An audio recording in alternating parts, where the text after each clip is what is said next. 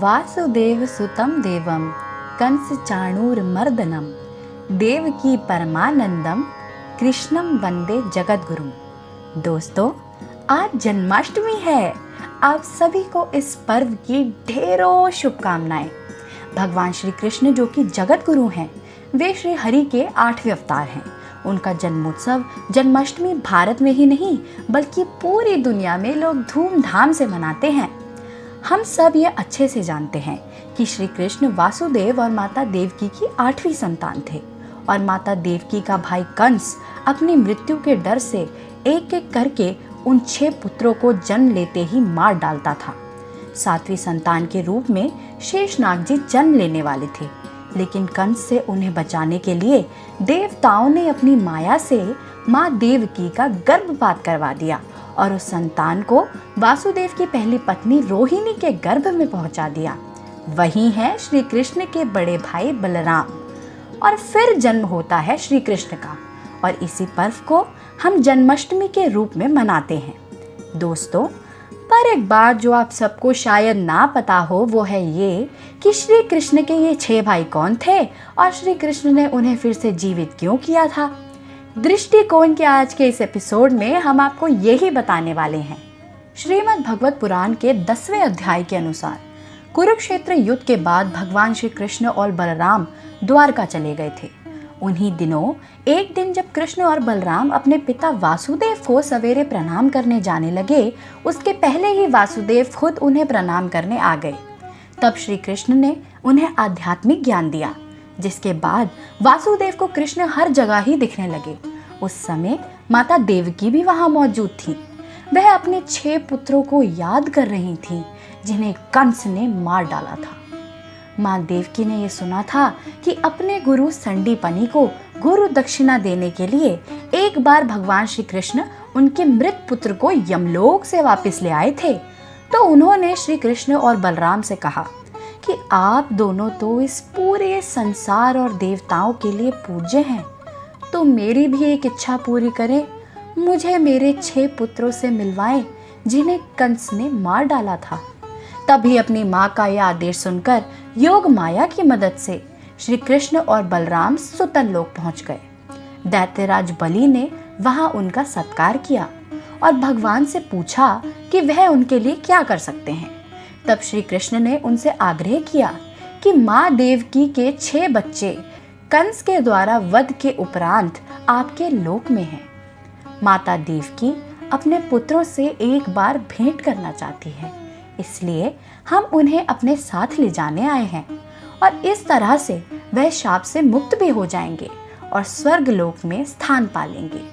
इसके बाद श्री कृष्ण और बलराम अपने 6 भाइयों को शिशु रूप में अपने साथ द्वारका ले आए, जिनका नाम था स्मरा, उद्रथा, परिस्वंग, पतंग, सुदमृत और घृणी।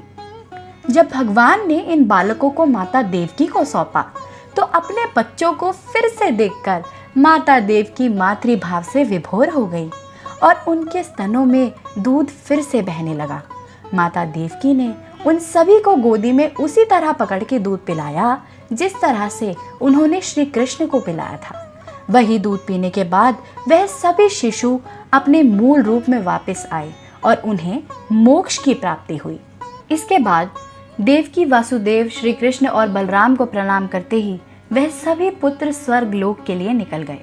दोस्तों, अब आपको बताते हैं भगवान श्री कृष्ण के इन 6 भाइयों के जन्म का रहस्य। शास्त्रों के अनुसार ये 6 भाई 6 देवता हुआ करते थे, जिन पे ब्रह्मदेव अपनी असीम कृपा बनाए रखते थे। अगर ये कोई गलती भी करते थे तो ब्रह्मदेव उन्हें नजरअंदाज कर देते थे। इसी वजह से इन सभी देवताओं को घमंड होने लगा। एक दिन इन 6 देवताओं ने ब्रह्मदेव का भी अनादर कर दिया, जिससे बहुत गुस्सा होकर उन्होंने इन्हें पृथ्वी लोक पर दैत्य वंश में जन्म लेने का श्राप दिया। जब श्राप मिलने पर इन 6 देवताओं ने ब्रह्मदेव से क्षमा मांगी तो उन्हें दया आ गई और उन्होंने श्राप को कम कर दिया, पर कहा कि अब तुम्हें दैत्य वंश में जन्म तो लेना ही पड़ेगा, लेकिन तुम अपने पूर्व ज्ञान से वंचित नहीं रहोगे।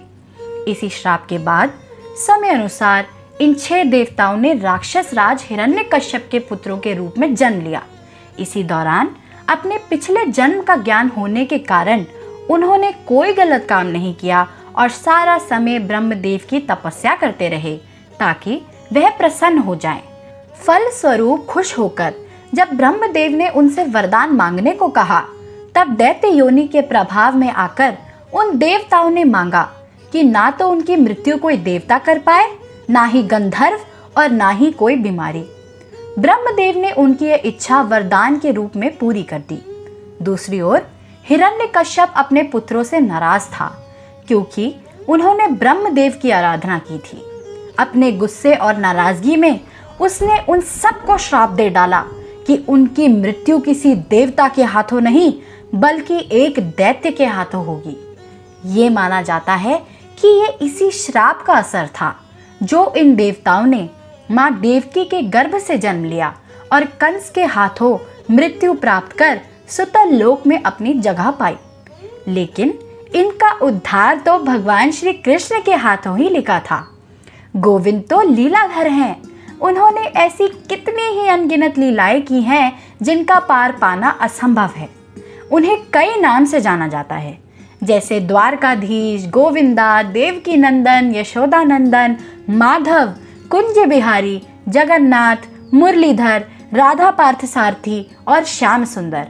जगत गुरु भगवान श्री कृष्ण ने अपने मुख से भगवत गीता भी कही, जिसमें इस पूरे ब्रह्मांड का सार है और जो एक इंसान को धर्म का पालन करते हुए सही रास्ते पर चलना सिखाती है।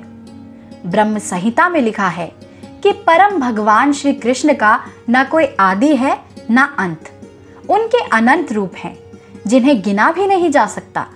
भगवान इस धरती पर एक विशेष उद्देश्य से अवतरित होते हैं।